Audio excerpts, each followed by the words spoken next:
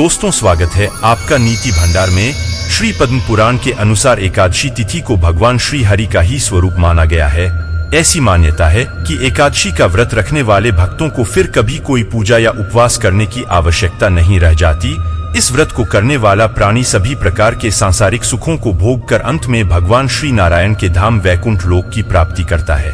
और पाप मोचनी एकादशी, जो कि चैत्र मास के कृष्ण पक्ष की एकादशी होती है, मनुष्यों के जन्म जन्मांतर के सभी पापों को जलाकर भस्म कर देती है। इस व्रत को करने से सहस्त्र गोदान का फल मिलता है। ब्रह्मा हत्या, सोने की चोरी, मदिरापान और गुरु पत्नी गमन जैसे महापाप भी इस व्रत को करने से क्षण भर में ही भस्म हो जाते हैं। इसलिए पाप मोचनी एकादशी का व्रत बहुत ही पुण्य प्रदान करने वाला है। अगर पूर्ण श्रद्धा भक्ति भाव के साथ सात्विक रहते हुए पाप मोचनी एकादशी का व्रत किया जाए तो संसार के स्वामी श्री लक्ष्मी नारायण भगवान संतुष्ट होकर अपने भक्तों के सभी कष्टों का निवारण करते हैं। बड़े बड़े यज्ञों से भगवान श्री हरि को उतनी संतुष्टि नहीं मिलती जितना कि एकादशी का व्रत रखने से मिलती है। प्रिय श्रोताओं, अब आपको बताते हैं साल 2024 में आने वाली पाप मोचनी एकादशी की तिथि और पारना के शुभ मुहूर्त के बारे में। हिंदू कैलेंडर के अनुसार एकादशी तिथि प्रारंभ होगी 4 अप्रैल गुरुवार की दोपहर 4:01 से, जो कि 5 अप्रैल शुक्रवार को दोपहर 1:08 पर समाप्त हो जाएगी।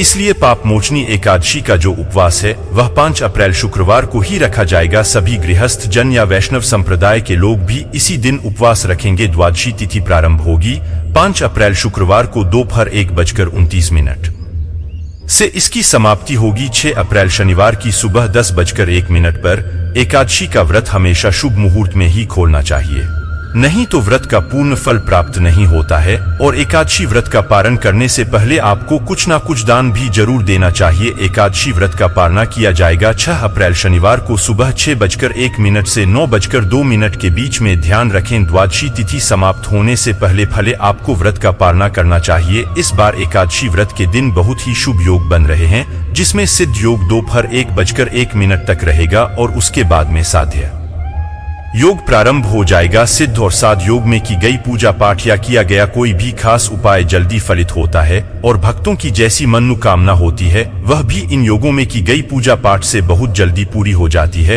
एकादशी का व्रत रखने वाले भक्तों को दशमी तिथि से ही व्रत के नियमों का पालन कर लेना चाहिए, जैसे कि दशमी तिथि को तुलसी पत्र तोड़कर रख लिए जाते हैं, क्योंकि एकादशी के दिन तुलसी जी को ना तो स्पर्श किया जाता है, ना ही तुलसी पत्र तोड़े जाते हैं और जल भी अर्पित नहीं किया जाता है।